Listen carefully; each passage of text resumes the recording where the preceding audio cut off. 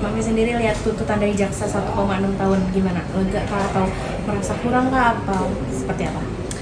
Iya, jadi kalau kita lihat prosesnya, itu kan ada dua pasal ya, pasal 44 ayat 1, kemudian pasal 45 sikis. Kalau sikis itu nggak ada ukurannya sekali lagi. Ini aku merasakan bagaimana Allah itu sayang banget sama aku, semuanya dimudahkan, semuanya ditunjukkan. Kalau soal nanti keputusan hakim, aku terus bermunajat sama Allah yang seadil-adilnya sesuai dengan perbuatannya, itu aja sih. Jadi aku mengamati dari jauh karena juga udah ada jaksa penuntut umum kan, karena kan yang berjuang negara nih sekarang. Jadi ini bukan masalah menang atau kalah, ini adalah masalah KDRT yang memang sudah proses hukumnya sudah jalan. Ya kita kan sebagai warga negara yang baik, tentunya aku berharap kasus aku bisa jadi pembelajaran semua orang ya, bahwa kasus KDRT sekali lagi bukan aib. Aku selalu tidak pernah lelah menyuarakan ini karena bagi aku ini masalah penting ya, mengubah paradigma orang bahwa berbicara KDRT itu bukan aib dan bukan dosa besar bagi seorang perempuan yang ingin memperjuangkan keadilan.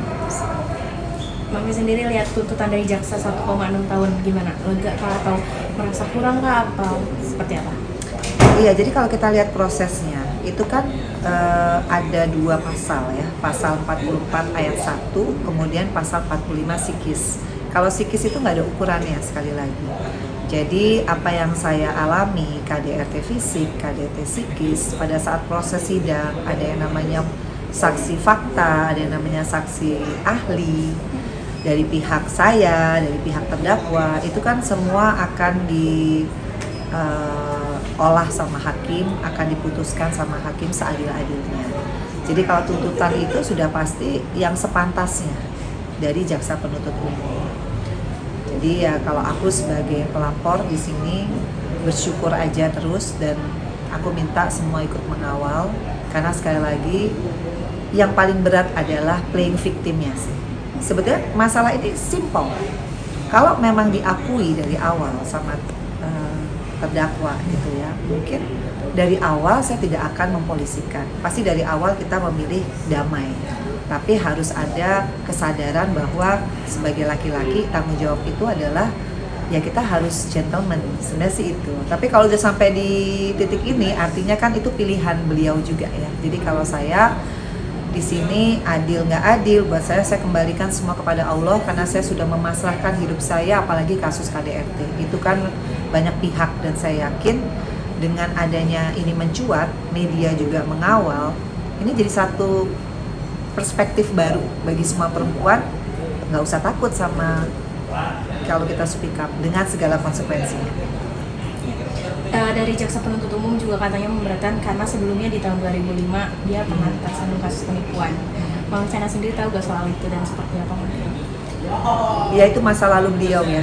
Kalau saya di sini nggak mau bicara tentang hal yang buruk, karena setiap kali saya sujud aja, saya selalu mendoakan, karena biar gimana pun kita kan masih suami istri nih sampai sekarang, karena kasus talak cerainya masih berjalan. Jadi saya yakin doa saya sebagai orang yang terdekat saat ini, insya Allah dijabat sama Allah. Dan saya selalu berharap ini ada hikmah buat kita berdua, bukan hanya buat saya, tapi buat beliaunya. Karena kan di dalam itu pasti, ya mungkin ya Roro tahu ya, kalau di dalam itu pasti banyak waktu untuk menjemput hidayah. Bener kan Roro ya? Iya, jadi kita harus bisa mengevaluasi atas apa yang telah terjadi, kalau memang bisa mengevaluasi gitu ya. Jadi pribadi yang lebih baik setelah dari dalam. Nih lihat ada putusan dari udah keluar nih dari jaksa penuntut umum, seperti apa mungkin menanggapinya 1,6 tahun ini? Kalau dari saya pribadi selaku sahabat mbakku sayang, ya selalu mensupport apapun yang terbaik yang terjadi dalam diri mbakku sayang gitu. Kalau misalnya untuk nominal berapa tahun di ini dituntut itu dari yang berwajib, jaksa yang menilainya sendiri. Jadi yang terbaik buat mbakku sayang itu yang support dan yang doakan selalu. Mami Vena, ada sedikit kondisi kesehatannya sekarang seperti ini. Jadi kita insya Allah minggu depan aku kembali lagi hipnoterapi lagi, karena kan kemarin lebaran ya, potong. Iya. Kemudian nanti psikolog assessment lagi.